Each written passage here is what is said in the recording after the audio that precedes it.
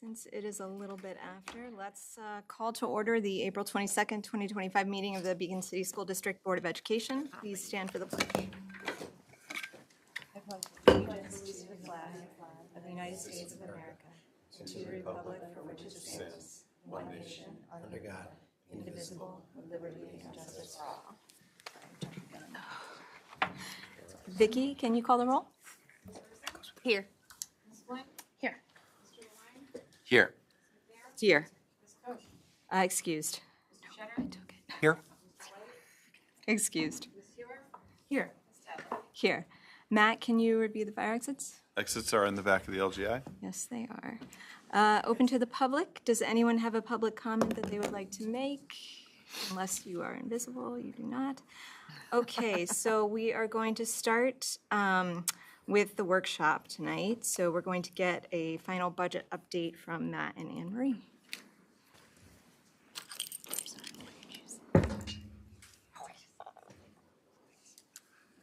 That's hers, I think. I think it's. All right. So we kept many of the slides from our last presentation that we will not go over, but we have them in this in case people have questions, and we want to go to those. We do have some new slides tonight.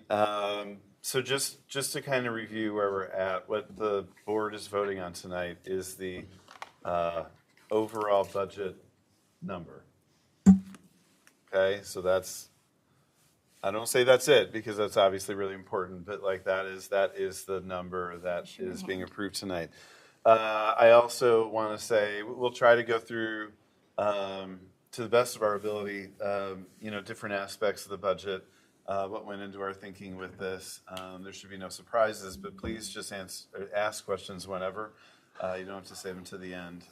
We're happy to get into as many. We may have some things not on a slide yet, or we didn't think to put it on a slide, and just ask, and we'll probably add it for like the budget hearing presentation and our community presentations too. The very first superintendent I ever worked for as a principal, Kevin Kastner, he always, whenever he talked about the budget, he always talked about how it shows our values and our beliefs as a community and as a district. And so, back in February, I talked about kind of combining the board goals and the strategic plan stuff under these 4 areas: academic excellence and readiness, communication and community outreach, culture of care, facilities and fiscal sustainability. I'm not going to read everything on there, but we've gained a lot over the years with our budget, and I think it's been very much driven by student need and feedback from the community and our stakeholders in the community. The one thing I'll say for this part is just about the sustainability part in terms of fiscal sustainability. One of the things that, I'm as far from perfect as possible, but one of the things I'm proud of here in the district is things we've rolled out. We haven't had to pull back in terms of new programming, new staffing, those kinds of things. Our goal is to always continue that, barring issues outside of our control. So where we came from, this is, we probably could quibble with some of the dates on here, but it shows a pretty clear progression of things that we've been adding to the budget over the years. So I just want to briefly hit on a few of these. The class size reduction initiative was one of the first things that we tackled as a district and as a board.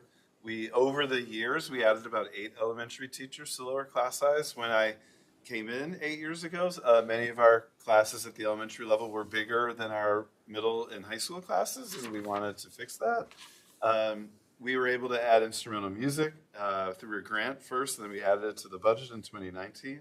I think if you ask any music teacher in the district, it's really been a foundational piece to the growth of instrumental music in the district. To have kids have 2 years of instrumental at the elementary level has been really key. When I attended the Music in Our Schools concert for the high school last month, the number of both the number of students in the overall band, but then the number of ensembles and specialty groups was just sort of mind-boggling, the growth there and the way we've been able to meet kids' needs. We had several small jazz combos. We have, a large jazz ensemble, both at the middle school and the high school level. So we should really be proud of our growth there. 8 years ago when I came, the jazz group spanned middle through high school, and it was about 4 kids and the teacher playing. And now we have, 2 huge jazz groups, one middle school, one high school, with a lot of jazz combos. And that's just part of what we're doing there. Mental health, over the years we've added 2 social workers and a guidance counselor to the middle school. Really crucial to keep meeting the needs of our students. Curriculum, we've added a lot of different things under there. I'm going to make one change to this slide moving forward, and I'm going to add extracurriculars with curriculum, because around that time is when we began the exponential growth with extracurriculars in terms of clubs, especially for elementary and middle school. So first with the curriculum piece, the Science 21 piece, a really experiential science learning program at the elementary has been fully phased in. We started HMH into reading this current school year for grades 3 to 5, and this is just a sample. We added the Italian language program, so that was one of the things when I first came about only having one language. We've been able to add a second, multiple college level courses, 9-period day at the high school. In terms of the extracurriculars and the clubs, we went from really just having maybe one club at each elementary school. Usually it was like the running club, and now there's dozens. We're close to about 50 to 60% of elementary students are engaged in some sort of club in any given year. Roundabouts clubs have expanded at an exponential level too. High school, we've added some, but they already had a long tradition of having clubs. My belief, and it's backed by research regarding clubs, is students who participate in 1 to 2 extracurricular activities have a much, much higher chance of graduating from high school than students who don't. If you're in a club in like 1st grade or 3rd grade or 5th grade, I think you're much more likely to continue that after school muscle, so to speak, and join clubs as you move through the district.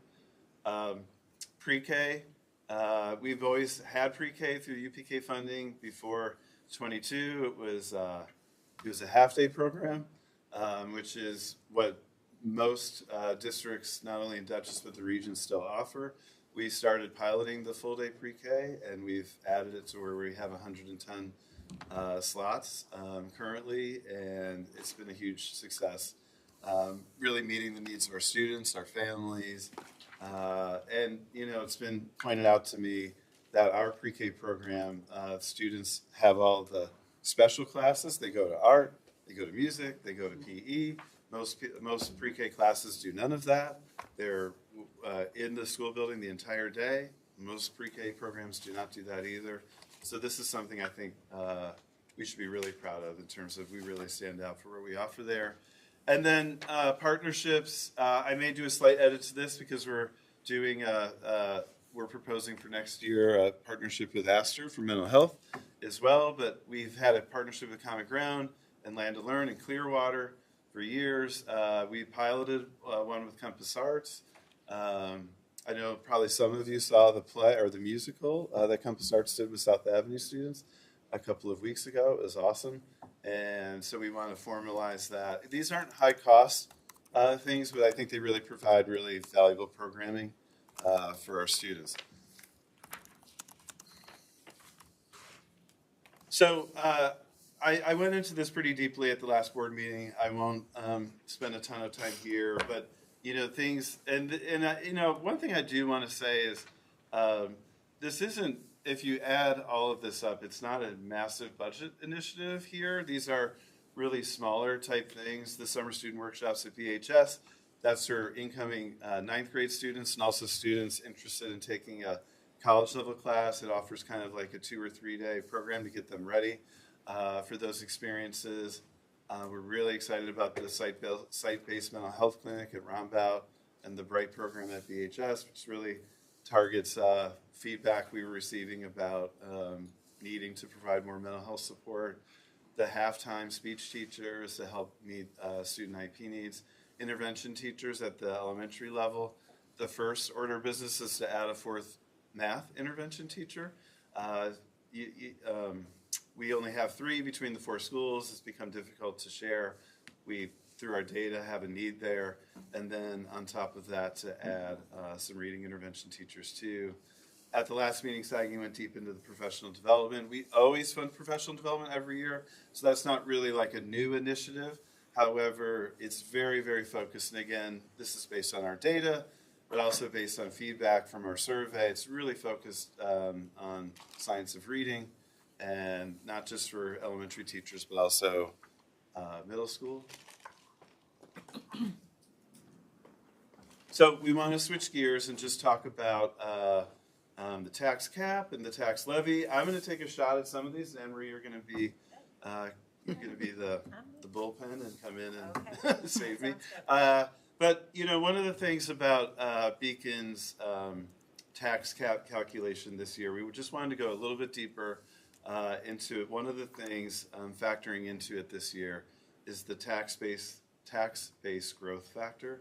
So a couple things about that. One is that number is determined by the state, so that's not our determination, and it is based on the amount of new construction that's in the district. Beacon has the highest tax-based growth factor in Dutchess County, so this isn't a bad thing, but it does drive the tax levy number up a little bit because the state feels with all the new construction coming on that we have the ability to spread the tax impact across more new housing and more new businesses. How did I do? Correct. Pretty Very good. good. Do you want to add anything? No, that was great. I'm going to let you do allowable growth factor. So allowable growth factor is one of another calculation as part of the whole tax cap calculation. And I think that the confusing part is this is where they have the 2%, that everybody said, oh, the tax cap has to be 2%. So you're allowed to grow the levy by the average consumer price index or 2% at the max. So our consumer price index is definitely higher than 2, so we are kind of at the max of 2 right now. So you first do the tax-based growth factor calculation, then you do the allowable growth factor calculation, and then the last piece of it that we felt important was the capital exclusion. So you are allowed to add back to the levy, to increase the levy by the amount of debt you have, principal and interest payments for your capital projects, and then you subtract building aid from that. And so that amount gets to be added back. It's called an exclusion because to do a capital project, it should not be included as part of the tax cap calculation. So it's an add back. And then part of the 2024 capital project that was voted on last May, we had talked about there having a tax impact, which means that our levy was going to go up a little more to pay for this 2024 capital project, and that's what you're seeing in the capital exclusion. So the capital exclusion number is more than what it has been to reflect the local share for the oncoming 2024 capital project. So this slide is specifically about the 2024 capital project. It was voted on last May. Excuse me, it was approved by around 80% of the people who voted. And we're excited to add something, and we're gonna, we did a couple of these slides right this afternoon before submitting them to you, so we're gonna kind of highlight a couple of things after tonight. But some of the things we're focusing on are more secure school entrances.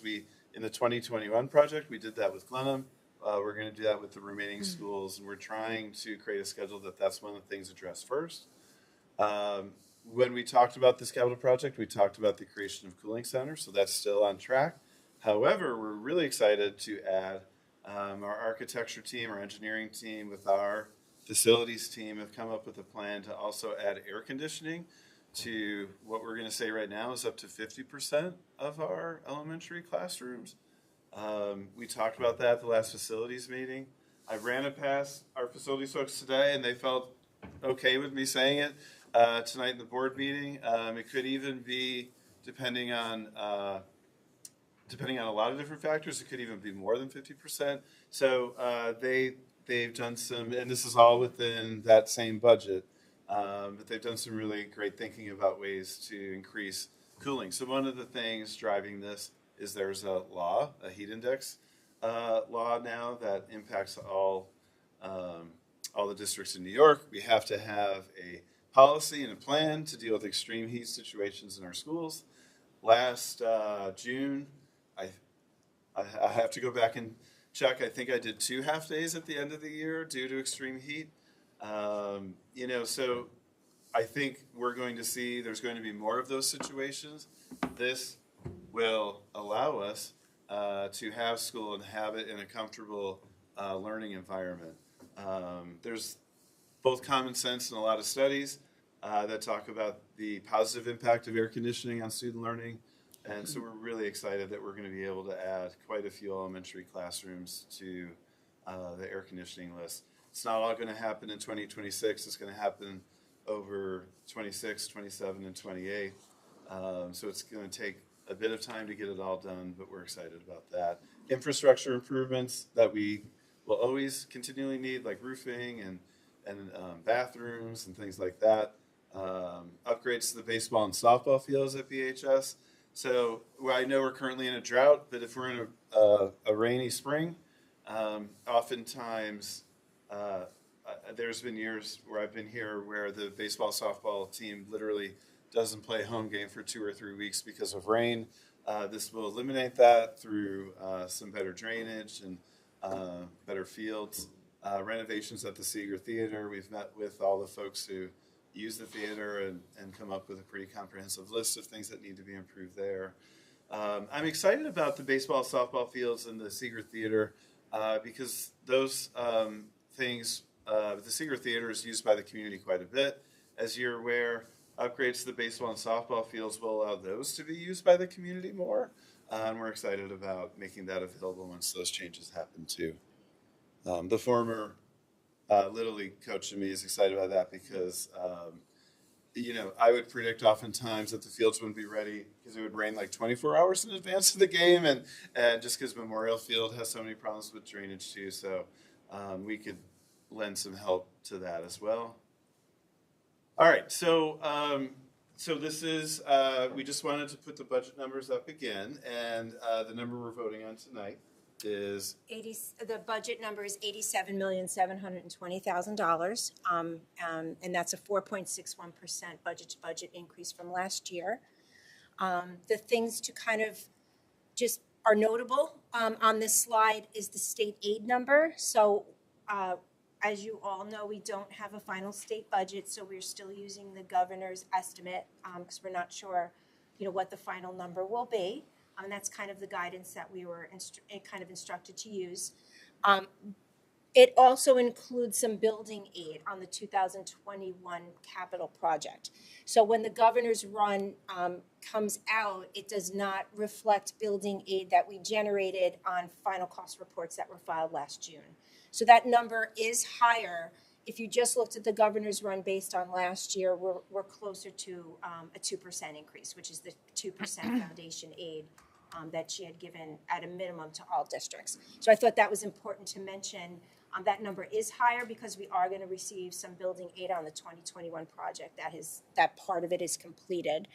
And then the tax levy, I thought an important part of that is the $50 million of tax levy that is at the cap. That is what our tax cap calculation is. So we're not going more than that. It's a simple majority. And it's also going to be spread over and anticipated more properties, more houses, more businesses. We just don't happen to know that number until July when we get the new assessments from the city. But I did a quick analysis of what our assessments have done over the last 9 years. And as an average, they've increased over 7%. So some years were 13%, some were 10%. So as an average of 7%. So since 2015-16, our assessments have grown. And it's not just a change in someone's assessment on their home. it is additional properties coming on the tax roll. So there's some confusion. Sometimes I get questions from people like, well, you're getting more money because there's more houses and there's more businesses, but that isn't how it works. The tax cap, the levy amount has to stay the same based on the calculation. The good part of that is you spread it over more people. And so what that's done over the years, it's made our tax rate per thousand decrease. So as our assessments were increasing, our tax rate was decreasing. So I think that's an important part as well. So when we go. I'm going to stay on this just for a second. Okay. We did make a slide for what I'm going to say next, and these numbers are a little bit rough. But if the tax levy went down to, just hypothetically, because it's easy to do this way, 4.09, it would be about $600,000 less in revenue. If we went down to 3.09, it'd be about 1.2 million. And so I just want to go back for a second. So if we went down to 4.09, these things would be off. We would not be doing these. We'd probably still have to do some of the PD, right? But a lot of the PD would have to come off.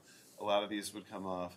And we'd have to then start going into this, right? So we'd have to start backtracking on some of these things.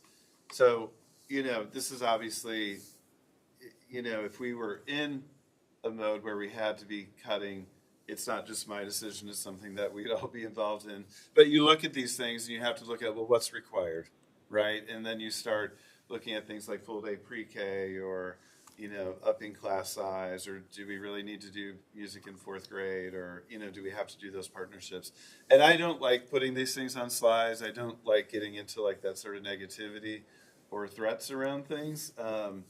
But, if we went down like a full percentage point or two, like we would be backing, into these gains we've made over the last few years, and we'd be having to eliminate some of them to make our budget. I just wanted to point that part out. We totally understand any concern around this, and that's why we created a couple more slides to at least address some of them.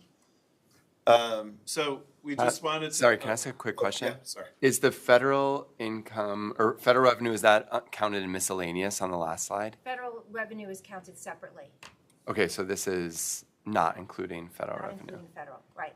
Federal has to be accounted for in a separate fund. So this is just what impacts taxpayers and what they vote on. And then this is also not a slide, but our federal funds are about 1.7. How much? About 1.7. 1.7 million. So it covers our reading teachers. It supports some of our like ENL, our English as a New Language curricular materials, some special ed. So obviously, if we lost federal funding for other reasons, we would cover. Those are things we would fund, right? So we'd have to, go back. I'm not going to keep doing this, but we'd have to go back into this and reduce these things to cover those. And that's something that I've said this a few board meetings. Like we're doing some worst case scenario planning for that. Because that possibility is there regarding federal funds, as universities seem like the first ones being hit with that. So just we tried to create just some the tax levy rate is a complex thing. There's like 8 different things that go into the creating the number, but we tried to create just some simple language around it. It refers to the total tax increase that we can raise across an entire district. It's not how much an individual taxpayer pays. It's not the increased individual taxpayer pays. If new properties are added to the tax rolls, tax burden is shared by more people, which may lower individual amounts. Again, back to that tax-based growth factor. Beacon has the highest one in Dutchess County, so the state and other people who monitor this are seeing all the building happening in Beacon, and they're seeing that there will be new properties added to our rolls. And then lastly, all of what we're talking about tonight is at the tax cap. It is not over. It would only require a simple majority, so 50% plus one. If we were to go over the tax cap, that requires a supermajority, so that's not what we're doing. We're not close to proposing that. We've seen this question come up. Are school taxes affected by our purchase of EV buses last year? So last year, we kind of have a 2-year history with this. We voters approved the purchase of one 2 years ago. We were waiting for the grant to come online, and then we realized it would be better to package it together. So last year, we asked the voters to approve 2. We hadn't purchased the one from the year prior. We received the grant. So the grant that we received offset the cost of the EV buses to make it like that it would be the purchase of a regular bus, so to speak. So saying all that, EV bus purchasing with the grant did not increase folks' taxes any more than purchasing gas-powered buses would. Also, we have no bus proposition on the ballot this year, partially due to looking at our tax increase. So, Okay, so we wanted to give you an idea. So with the budget being what it is and with the levy being what it is, we did an estimate of median home values in Beacon, Fishkill, and Wappingers. So the tax rate right now is all around 12.5, 12.6. An estimated tax increase for the year for Beacon is 175, Fishkill 212, and Wappingers 213. So I talked a little bit before about the tax rate being decreased because there's more properties and more assessments. This tax rate is based on the assessments of last year. I don't have this year's yet. I don't even think the assessor has finished that information. So what we found is every year when we do the budget hearing and we present, the number ends up being much less than that when we do the tax warrant in the summer. And the reason being is that there's more properties, so just, it's not really about your particular home assessment increasing, although it does. It's more about the newer properties that are coming on the tax rolls, and it's making the tax rate. So I always look at this as the worst case scenario, that this would be the maximum amount that someone would pay. So that is for the tax levy the way it is. That includes the budget and the additional increase into the debt because of the 2024 capital project. And again, we're, in the summer, in August, when we do the tax warrant, we then compare this and, over the last 9 years, we have seen the tax rate decrease based on that. And it kind of all ties into the tax-based growth factor. They know we're building, and so there's more properties, and so we can spread it over more people. So we didn't have this slide the last time, but this is a comparison of the tax rates by school district in Dutchess. You can see where Beacon is. If you, just to be blunt, if you did the same graph for average pay for all the different employee units in the district, it would look something like that as well. It transfers pretty clearly to that. We probably maybe one or two of the districts on this end would go to the other side of Beacon. I've said this in probably dozens of different board meetings. We've been really working hard to get more in the middle for pay, and then beyond. We want to be able to recruit and retain our employees and value the ones we have. But this is where we stand with the other districts in terms of tax rate.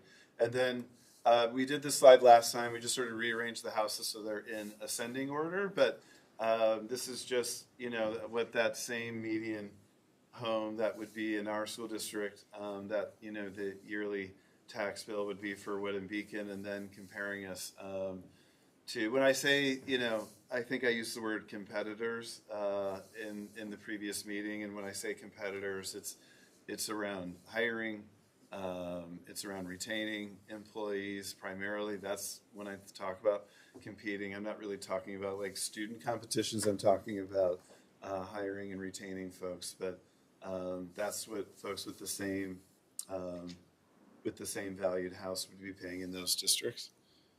Matt, before you move on, can I just ask? Yeah. That median home value, I get questioned on this by people that I know. So 304,000, that's all the homes in our school district? And like, what's median in the- again? I get confused, median mode and things. So, So- Eric, there's a report in the info tax program that can run the median home value, that the 304,700 is Beacon. Okay. The Fishkill and Wappingers is not that much different. Okay. And it does seem low. That's why I'm asking it. Everyone asks me, where do you find a $304,000 home? It's just, right? Right. It is the calculation. I will change it every year and ask our tax collector to Okay. rerun it. And I also know that, obviously in Beacon, there's homes that are worth a great deal more. Right. Same thing in all those other 4 municipalities. It's Okay. just, I tried to make it apples to apples to try to, I know that there are houses that are less, that are assessed less, maybe some of the older houses in Beacon that they might have a value if they're sold of $700,000-$800,000, but on their tax bill, their assessment still might be lower. Right, so it's based on the assessment. And so, okay, so that means that there's, okay, all right. There's like neighborhoods, I know, we asked about this in the past. My understanding is if there's lots of homes that have sold and there's been turnover and they've sold at a higher rate, and that might trigger a reassessment in your neighborhood. Right, But what you paid for the house, and if you haven't moved and you've been there a long time, your taxes have only gone up incrementally. And so it's the way the taxes are evaluated about how it's assessed, not like what it could sell for. right. That's how it's like, it's grabbing the net of everybody here and, who's been here for a long time and then people who are new. So it'll tick up, but it's still, there's lots of people that haven't sold their house and might have bought it for a lot less Yeah. and that's how it's. It just seems that It's not like a the ticking Zillow. would have happened faster to me, people selling so many houses, that I would have thought neighborhoods would have tried to catch up, maybe faster, but I don't know. We've always used median home Off of our tax program, it runs. It's not like it's not like a Zillow kind of thing. It's not like No. what you Right. could sell it for. but Right. we could always have a different value. We could probably do house. what You know what I mean? sells Like we for or could, something. we could I'm just do trying to one get for myself, because I don't $600,000. Yeah. when people ask me, I couldn't answer it, so I didn't know. So that helps me a little bit, Yeah. what you're saying, so that I appreciate that. It is fascinating because we do, we can look at a house and say, wow, they can get $500,000, $600,000, $700,000. But when you actually pull the tax bill, Kristen is 100% Yep. right. If it's Okay. an older couple who's lived there forever and haven't Right. done improvements on the house, Okay. the assessment will be lower. Okay, that makes sense. I mean, Thank you. is the formula? So I'll say the part I don't understand, which is probably not true what I've been saying. But the way I think about this is then I just do a multiplier for whatever you think your house is worth, and that's what your taxes are. Yeah. Yes. Roughly. Roughly, yes. Yeah. If you think it's helpful in the hearing, I could actually, when we did this with the capital project, one of the slides that we did was if you had a house that was 300, 500, 700,000, what your taxes would Yeah. be and what your increase Oh, would be. yeah. We can do that So, too, just yeah, to make it we- more real. That Part might, of tonight, if there's other slides you want to see on May 6th, we're idea. happy to That would create those. probably be helpful. And then I think it would be, if you did that, because you do this comparison here, it would be kind of interesting to just show that there hasn't been massive increases over time. Like, that for these, do you know what I mean? Like, if we had those different levels, And then do it on then the, almost like Oh, a table of right. Yep. what those tax rates Right. have been over the years for those, Right. like last 5 years, so that it would just show the trend is not, there hasn't been a big spike. Right. okay. Well, I think, we've had a slide like this for a few years now.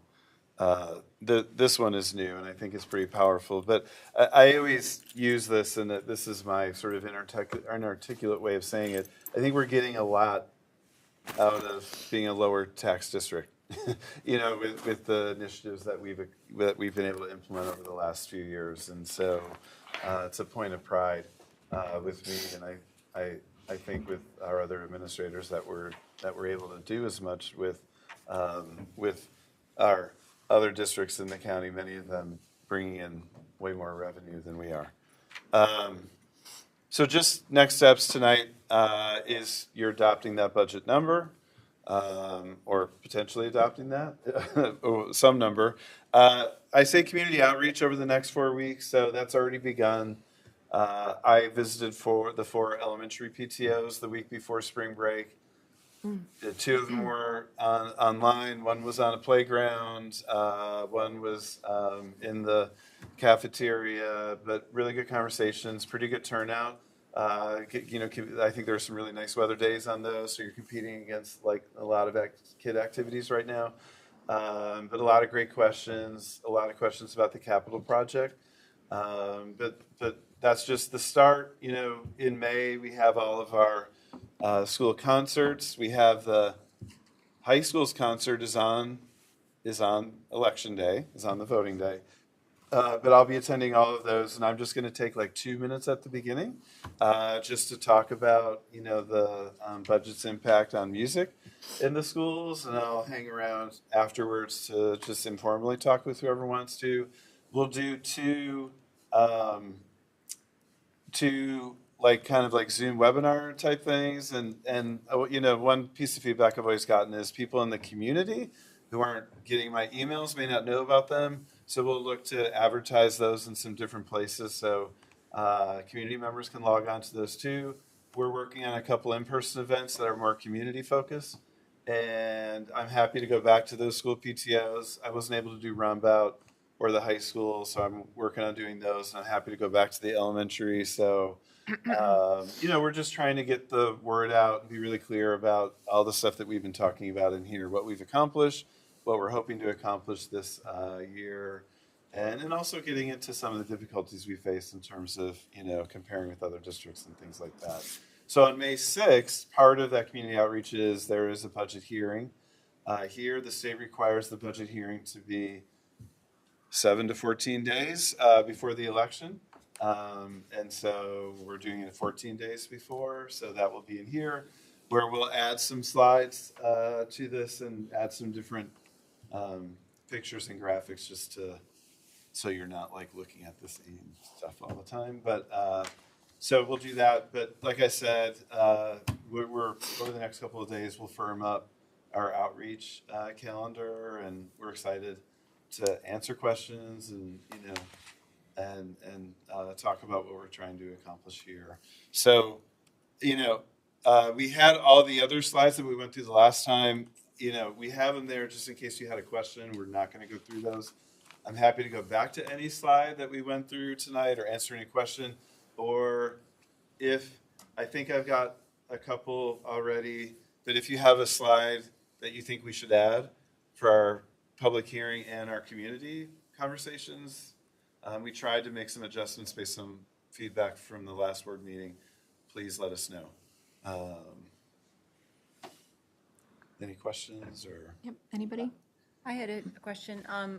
Can you just remind me on slide 15, the BOCES services has gone up quite a bit, and I think that's because we moved a lot of things, expenses into BOCES because we got aid back on them? Yeah, so there's been a huge conscious effort of being able to, and BOCES has been better. If it's not Dutchess BOCES, we then do a cross contract with Putnam Northern, and some other, so Capital Region BOCES, Nassau BOCES. So when a service is offered, it's advantageous for us to join a BOCES as a coaster, because then we receive 57% BOCES aid the following year back. Probably the bulk of your PD is through BOCES. Yeah, Right. about 85%.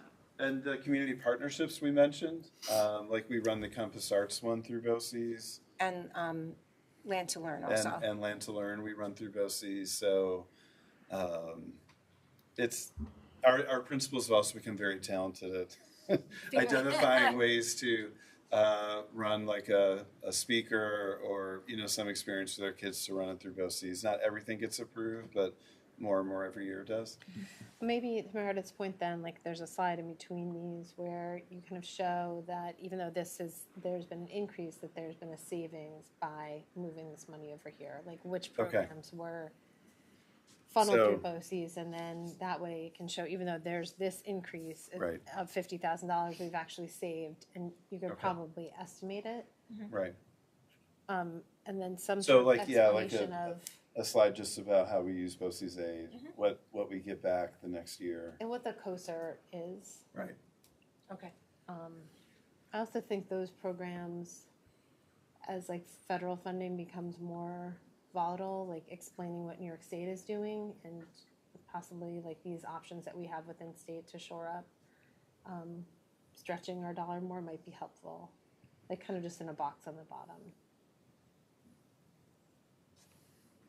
Anybody else? I was going to say the last slide, I don't remember that being there about if the assessments increase. I might have missed that the last time. I think that's a good slide about the assessments increase 5%. What's going to Hold on, cost. Which one? Final slide. The final slide, 20, I think it's 25, the one, way at the end. I didn't remember seeing that part. That's new. Is that a new one? I think so. I don't remember the money back. I like, Yeah. yeah. Is that a new icon? And now I'm reading it. I think we were piloting this slide, we were. and we may not. I'm actually I thought it was glad that really you good. saw that. I was excited about that. So on the right-hand side, the potential tax impact, we were piloting that information. And the reason we were piloting it is I've not presented that before. I've always only done the one slide that says worst-case scenario. Right. But when I mentioned the average Yeah. was 5%, Yeah. that's, Yeah, so I- So how about for the hearing, we flesh this one out a little bit more? Because my worry about this one was it would confuse people more. Like, like, what are you Yeah. saying? Like that it's only going to be this much. So we'll work on this one a little bit but more. right. Yeah. I But can it- do two different, like I can, Yeah. because I have the data of what the assessments have been increasing over the last 9 years. Okay. Okay. I have one more question. I know. We were so excited about that too. I have one more question. The use of reserves And fund balance. and fund balance. So is that coming from a specific reserve fund of ours or It is coming from fund balance. just It's- from unappropriated? We always, as part, right before the audit comes, we always evaluate our reserves because we have to make sure they match what they're meant to be. But most of that is fund balance. So the $2.5 million is lower than we've done in the past, but it's, as part of our auditors tell us to really be careful about not appropriating too much fund balance to use. Just right now, our fund balance is at 5%. It should be at 4%. It has been at 6%. Other districts, it's much more, and they have a different conversation with. But that's really our safety net in case anything happened that we would need. So we want to maintain it to a certain extent. So we don't want to go too I do much. think it's important to say that, it should be at 4%. That's the state's rule. But NISBA has consistently advocated for it to be higher than that. Yes. And it's commonly agreed that that's actually too low as a safety net for districts. Yes. So you're saying add a slide about? I don't know. I mean, this is already 25 slides. I feel like that, I think that's okay. But I think it is important to note that is reducing the levy. That is something that a tool we're using to reduce the levy. We could put that money into reserves, but we're using it to. Well, some of Do these we slides, we can kind of quickly go through. Chris, would you say add a federal funding slide, even though it's not part of, this, like to do a little bit on federal funding? I think there's just so much like confusion and uncertainty about federal that trying to clarify that a little bit could be helpful. I think if we do, a question I have now, I wasn't sure whether to ask it, is like the expenditures also adds up to 87.7. So I think what y'all were saying was that the federal revenue is like 1.7 million, and that pays for things that aren't reflected in the expenditure slides Correct. here. Is that right? That's correct. So they are accounted for separately. Yeah. So if we lost federal funding, those expenditures would have to be Right. incorporated into the general fund, and Right. other things would have to be reduced. We could do a very simple slide showing what the federal money covers and how much we currently get. I think that would be I helpful. do think think that's. that's I think it's a good idea. Okay. Okay.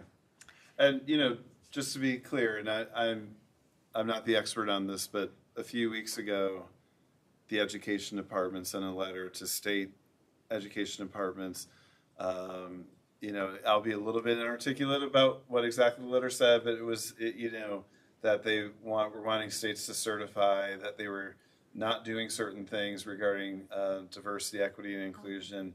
That would then, you know, asking states to certify it or not certify it, and then sort of threatening funding with that.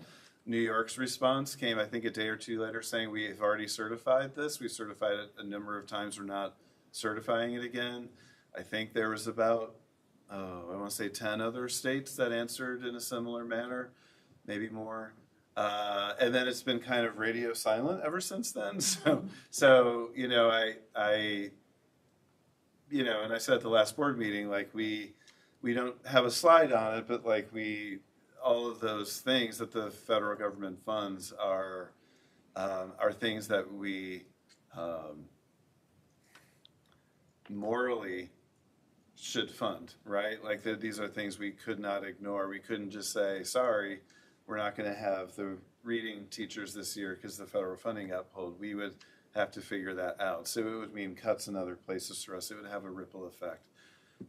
So, you know, I'm not trying to dwell on it too much because it seems to be being negotiated, for lack of a better word, at the state level, the state and federal level, but that is the landscape right now regarding that. So I think it's something that's on the mind of probably every school board and superintendent and probably every single state regarding this. So it's just something that's there.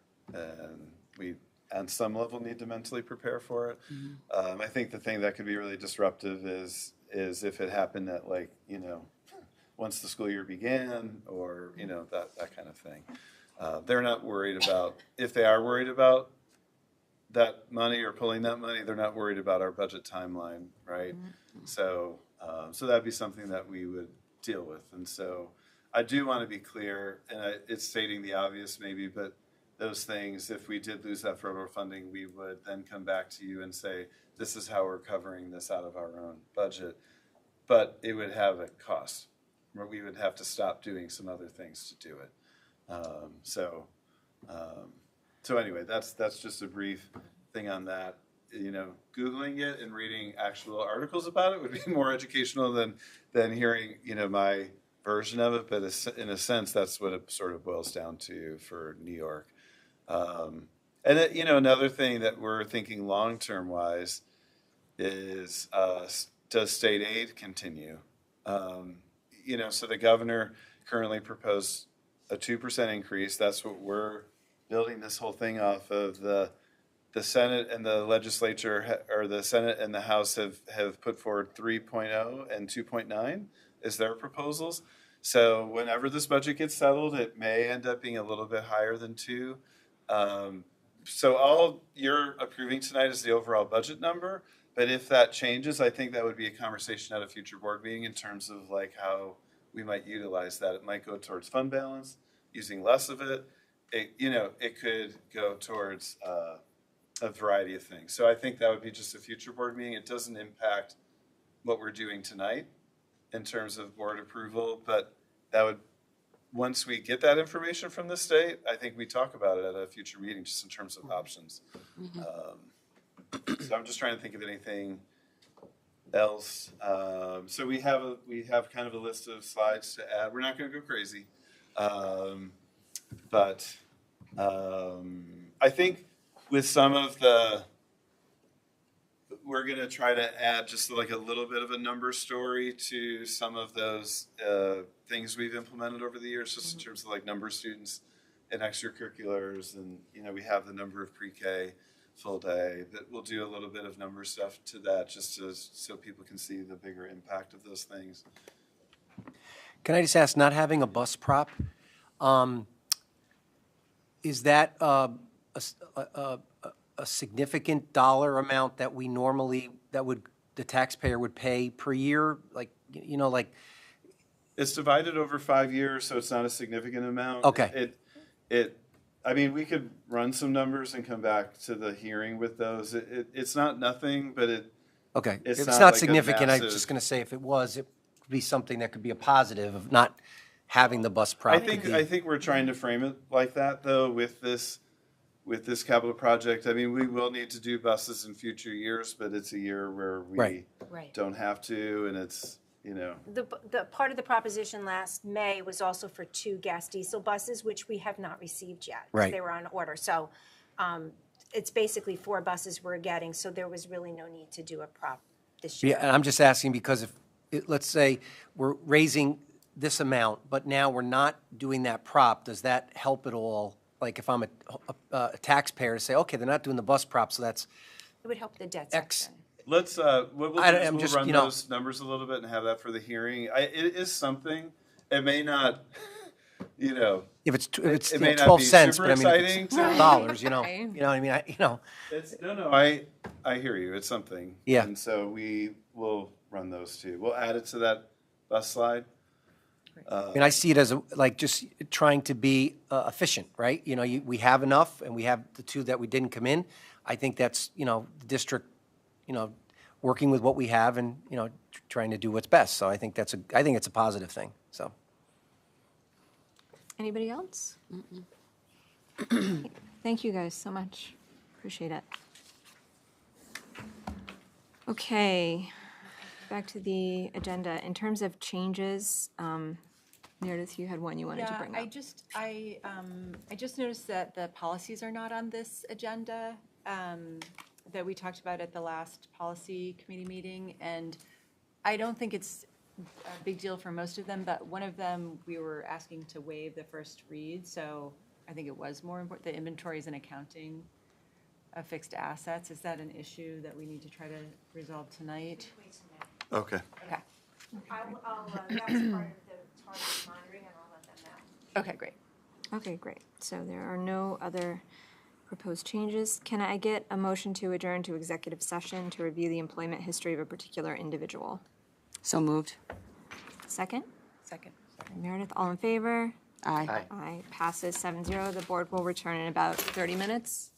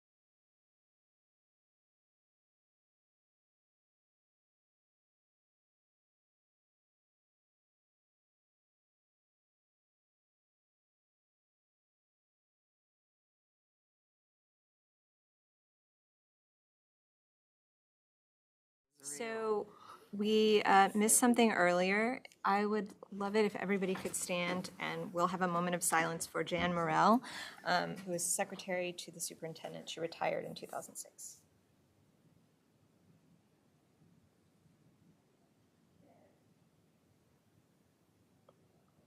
Thank you. Okay. Matt, your superintendent report? I'll just be brief, but I just wanted to also mention about Jan. I've met her a few times. She worked our elections, right, for many years after retiring. So she was a really special person. So my thoughts go to her family. Just a couple of quick announcements. One, I came a little early tonight, and I kind of snuck in. I didn't want to like ruin anything, but I listened, around the corner, just to Guys and Dolls, getting ready. The Beacon Players doing Guys and Doll this weekend, and it sounds amazing. And just wanted to remind folks that I'm sure there's still some tickets to do that. And then before break, we had, this for the second year. Kids at South Avenue have been doing like an after-school thing with Compass Arts to do a musical there, and they did their performance the week before break, and that was also just really outstanding and heartwarming and all that good stuff. And so, all of it just good reminders of the amazing things our kids can do. And since our budget presentation was super long tonight, that's all I have to say. All righty. Then we will move on to board comments and committee reports, starting with Semra. Yeah, thanks for the clarity on those slides. I think hopefully it's helpful to the community to, understand what we're doing and why. And I thought the play at South Avenue was great as well. My daughter was one of them. Congratulations. That's all. All right, Kristen? Yes, amazing presentation. The narrative is really sort of coming through, and it's much more easily understood, I think, especially in a year there's a little bit more complexity. Tomorrow night at 7, there is an audit committee meeting. 6:30. I am I'll see you at 7. 6, right? Wait, where Oh, is it in this the- room? The first There's a Zoom. or group is something. 6:30. If we could assemble at least a little bit before that, just to organize ourselves. In here, in the. And we're at the district office. Okay. Oh, I will great. text a reminder. Yeah, no, I That will is be here first, that is a serious challenge. and then I will be there. Turn the To the, yeah. car or bike or feet towards the district office. Wait, is the district, so where's this meeting that I'm chairing? District office conference room. There's new furniture in there. Oh. What? Well, it's probably been needed for at least 6 or 7 years, I think. And Not to go. I gotta test. two are zooming in. First one is zooming in, the second one is in person, the third one is zooming in. Okay. All right. Okay. Yeah. Is That's that it. everything? Okay, Yep. great. Chris? No comments tonight, thanks. All righty. Levon? No comments, thank you. Okay, Eric? Just a reminder, I believe May 6th, we're still, Facilities Committee is at 6 o'clock. We continue to work on the upcoming facilities capital project, so we're moving along and doing some great work there. And I wanted to also just thank Matt and Anne Marie for the clarifications tonight. I've kind of been a little bit of a thorn in Matt's side over the past couple of days with some questions, and he really helped out tonight, and I thought did a great job, so I appreciate it. Thank you. All right, Meredith? I also thought it was a great presentation. I think it's really important to understand that this budget doesn't exist in a vacuum, that we are impacted by the state, we're impacted by the federal. And we're impacted by, having to plan for the future, not just this year. So thank you. I think I think there's a lot of great communication there. We had a policy meeting on the 10th, and there are a few policies that will be on the next agenda. And our next policy meeting is on May 20th, which is also the canvas of the votes. So I think we're going to do the policy meeting at 8 o'clock. Is what we decided. Is that okay? And then I also wanted to let everyone know that tonight there's a meeting at Texaco I know some people that are there, so I'll report back on that. But I think it sounds like things are heating up a little bit there, so I'll try to get some more information for you on that. And also, I was at a meeting on Friday with the Fishkill Town Supervisor and a bunch of people from Empire State Development about the downstate property and the developers who are called Conifer. And there's not really a lot to report there. They still haven't really settled on the number of units. There's a lot of back and forth between them and the fire department about what is feasible. But in general, I did ask them, like, what would the timeline be? Like, when would the first person be, handed keys? And it sounded like 5 years at a minimum. So I will keep you updated on that. Okay, thank you. I wanted to just say thank you for the presentation as well. And I feel like this series of discussions that we've been having around the budget has really helped me to understand how you're arriving at the numbers, but also like what that money is accomplishing. And I think it's so important for us to remember that, especially right now. I feel like there's so much uncertainty. There's uncertainty around what our foundation aid is going to look like in the future. There's absolutely uncertainty around what our federal funding is going to look like in the future. And I feel like our budget is such a great balance of providing opportunity, but also being responsible. I'm just really appreciate how thoughtful it is. And I can tell that a lot of thought and care has been put into this, and it feels realistic and it feels manageable both on the taxpayer side and on the student achievement side. So I really appreciate that, and I fully support it. And I thought this would be a good opportunity, since we're going to segue into Board of Ed business, and we're going to start with the vote, for everybody to just go around and maybe say any thoughts that they have about tonight's vote, about the budget itself. If you feel like you've said all you need to say, then you can just say, yes, I've said what I need to say and I support it or whatever. But I think it would be good for us to just go around and each of us share our thoughts about it before we vote. Eric, can we start with you? Sure. I'm in support of the budget. I did have some earlier questions about where we were with the levy increase, but I feel that what we're proposing is best for the students and for the district. And again, I just appreciate, like you said, the work that's been done to make this, I think, efficient and what's best for everybody in the district. So I am in favor of it. Okay, great. Chris? Yeah, I'm also in favor. I think it's a big responsibility to ask for these resources from the community, but I think the district and Matt in particular has done such a good job of being responsive to both voices through surveys and data that we're seeing about what our students need, and just responsive to a lot of inputs. So I think the investments that we're proposing here are really important for our students. And I echo your thoughts, Flora, about the kind of responsible and even really conservative nature of not overshooting where we could be going if we wanted to ask for sort of like everything.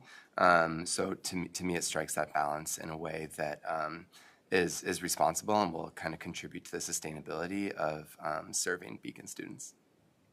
Great, thanks. Meredith? I agree with both of you, and I think that after having like a really, really tight budget last year, it's nice to be able to add these intervention teachers that I think we really need, as we're still seeing these gaps from COVID. So I think this has been a good process this year, an even better process than years before. I think we're starting to explain this better for the community to understand, because it, like you said, it is a lot to ask of the community. This isn't the tax system I would choose, but it's the one we have, and so I think we're doing the best we can with it. Agreed. Kristen? Yeah, I think echoing what everyone else has said about the how valuable this process has been, how intentional it has been, and what has been added. I think the other key thing that really stands out for me is that we have very carefully over time added and built from a place of lack, honestly. And our programs have been put in sort of very, with a lot of effort, and over time, we've created something that is now feels like a much stronger foundation, that's almost like a flywheel that it took us a good bit of time to get going, and now anything we add, anything that we continue to do has the potential to have that much more efficiency behind it as we put it in place. You know, that's the music program being a great example. Looking at fourth grade music added only a few years ago to now having all of these ensembles and all of these different opportunities and all of these things at not a lot of additional cost, if any, really, other than that first investment in that program and then finding some really good teachers. These are the things that you create efficiency by creating that sort of strong root system. We've really been building that root system. The thing that I do not want to see is to move backward in any way. And I think this is set up to weather some pretty strong headwinds and even has some flexibility in it if we hear different numbers or if something shifts a little bit, that we can still maintain that strong foundation and continue to build and hopefully get into more tailwinds, so to speak. So yeah, I'm in favor of this budget. Great.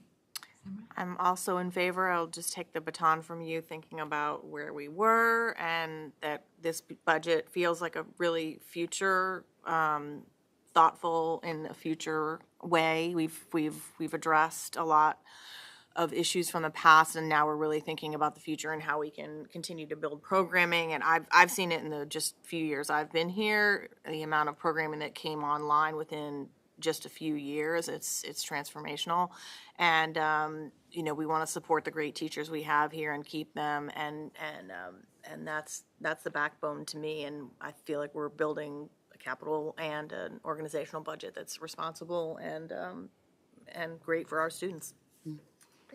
I'm also in support of the budget. I do appreciate the slides that you guys have put together for us and the information provided. I think it's clear for you know, the taxpayers and what they'll be expecting. Also, the time that you took to show that it's student first mentality and to show that the progress we have made over the years and how we do want to sustain that. So yeah, I'm in support of this budget. All right, great. So moving on to 9.01, Vicki, does this have to be a roll call vote or can, okay. So do I just say, do you, First, second, and then okay, I'll take the roll call. okay, great. So can I get a motion to approve 9.01, adopting the proposed school year budget for the 25-26 school year? So moved. Kristen, second? Second. Second by Meredith? Okay. Ms. Harrison? Yes. Ms. Flynn? Yes. Mr. Lewine? Yes. Ms. McNair? Yes. Mr. Shutter? Yes. Ms. Hewer? Yes. Ms. Stadler? Yes. Passes 7-0. Now, for the other three, do we have to do those as roll call as well, or just that one?